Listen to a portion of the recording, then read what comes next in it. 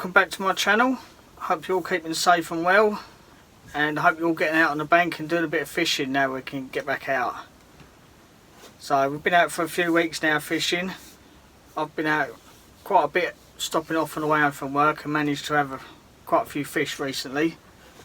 But this weekend I thought I'm going to spend a bit of time in the shed, and I'm going to run through how quick and easy it can be to tie up and fish with a zig rig. They're really effective to use when the situation's right. So I'm just going to quickly go through how I tie up my fixed zigs and my adjustable zigs. So I use the Nash zig float. It's a nice little pack, and in the pack you get your main zig float. You get a black rubber and an orange rubber depending on what the light quality is, to see when that pops up on top. You can use a black or an orange, or sometimes you can just take them off if it's really clear and you can see it, use it without them. So you get that, and then you get a ring with a little clip on the end of it, just to clip your lead onto. Right, so this is how you start. You get your main line straight off of your reel. You simply just put the ring onto that line. We'll put the lead on that later. We'll just thread all that down, and then simply thread all the line straight through the middle of the zig float.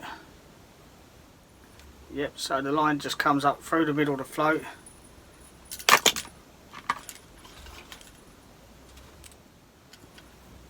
So that'll give us our main line, the float with a little ring just sitting over the top of it.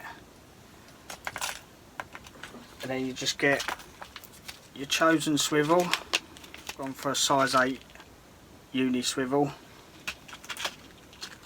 So you simply just tie that onto the end of your main line like you would your normal setup with your swivel.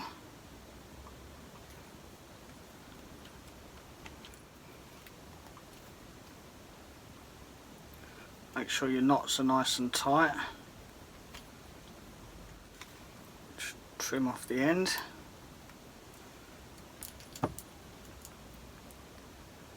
And then with that swivel, you can pull the float all the way down your main line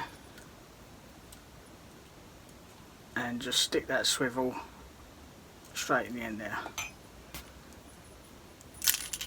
Right, so with the lead set up on that ring, it's like a quick change swivel clip on there. So the lead just goes onto that swivel clip, a nice 3-ounce lead.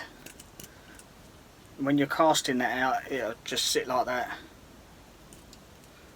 So then it's just a simple case. So you just get a bit of your zig and floater line and basically just tie yourself up a little hook link. Depending on what you're going to use with it, whether you're going to use a pop-up, a bit of foam, so you might have a zigger liner on there. I'll tie this up just using a little bit of foam at the moment. So I'm just going to go with a little pink foam ball for this one. You can use whatever sort of hook bait, as long as it pops up, that's all that matters really. So normal little setup there. Get your hook. Just got a little, these are a bit small these ones, but I use it just to show you how to set it up. These are just the floater claws, so I'll just stick one of them on quickly. There you go, it's just your normal bottom bait hair rig, but just doing it with a little bit of foam. And then I like to use about 3 foot for me hook link when I'm doing adjustable zigs. 2.5, 3 foot. It's just enough to get that hook bait away from that float when it's floating up, really, just to keep it out of the fish's way. Don't want them spooking off the float, so it doesn't really matter how far away it is, as long as it ain't too close to spook them.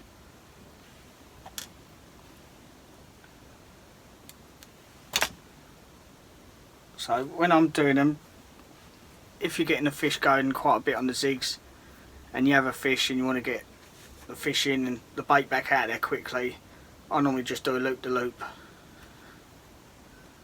Just do a loop in the end of it, and then I will put a little hook link sleeve over there, a little anti-tangle one, just to stop it, any risk of it tangling on the cast. So that's your hook link done. Little loop in the end of it, just put on your anti-tangle sleeve, and then down the bottom you've got your hook bait. So then you just grab the setup that you've already put onto your main line. You just put the end of your loop through the swivel, get your hook bait, drop it through your loop and your anti-tangle sleeve, pull it all down,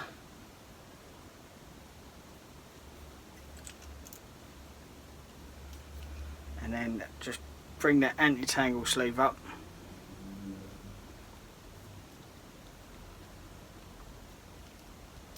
just get it a little bit wet, just push that anti-tangle sleeve over your swivel. So basically you've got your main line, that's going to your rod and reel, you've got your float, your anti-tangle sleeve, and then your hook bait. When you cast it out, you let it go obviously to the bottom, sit on the bottom like that, and then you just let the line up until you see the float, the line will run through that loop, the float will come up to the top, and then just say you've got 3 foot of hook link on top. You know that if you pull on your reel, if you pull back 3 foot, the float's going to go down, which means the hook bait is going to be right on the top. So then to find out where the fish are, just pull down a foot at a time, leave it there for a while. If you don't have no fish, pull it down another foot until you find a depth where the fish are.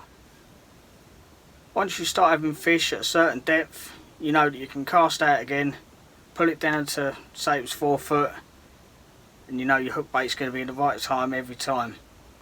So that's how I do my adjustable zig. And the fixed zig is not much different, so I'll just quickly run you through that one. So with you, when it comes to your fixed zigs, it's not too different to the setup you probably already use. You'll have your main line coming off your rod and reel, down to a lead clip and tail rubber, swivel, and your lead. Now obviously normally you'd have a bit of tubing, but with the zigs you don't need it because your hook bait, so when you're playing the fish, is going to be a long way from it. So you'll have your lead on there, your swivel, and then basically this is the only trouble with these, with the fixed zigs. You just have to keep tying new rigs every time to change your depth. So I use this one. Obviously, depending on how deep the water is you're fishing, you could fish like a 2 foot zig. You could have to tie up to like a 9, 10 foot. We've caught them on 12 foot zigs before. But obviously they're quite hard to cast out. They do tangle quite easy. But it's basically the same rig that you tied up. So you just loop that on. You can imagine how hard it must be for having like a 9, 10 foot zig on, trying to cast that out without it tangling and having the confidence to know that it hasn't tangled. But basically your normal setup that you would have, instead of a little hook link, you'd have your zig and floater line, you cast out, your lead goes down, and your pop up would be up depending on how big you've tied your zig. And if you don't have fish, then obviously you've got to find the level where they are. So it might mean tying a bigger one, might mean cutting a bit off and making it shorter. But both of them really effective, and on the right situation can be quite like outrageous how quick and how many fish you can catch on them. So I hope you get out there and can give that a go. So yeah, there's, with the ones I use for the adjustable zigs, you've got two sizes. That's the small one, and you've got a large one as well. With the large one, you probably need about 4.5 ounce lead.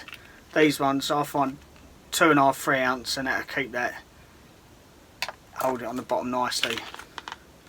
But no, they're good kits, so you can buy other sorts as well. All the tackle companies make their own version of them, but it's a good bit of kit, so give it a go. So yeah, like I was saying, you can use any sort of pop-up for your zig rigs, or you can get loads of different types of foam. There's loads available now, and you can soak them in all your flavours, all ready to go. Cut them to size, use a zig aligner and just slip them on, change your flavours, change your colours, and change your depths with the adjustable zig. Thanks for watching. I'll see you on the next video, and stay safe.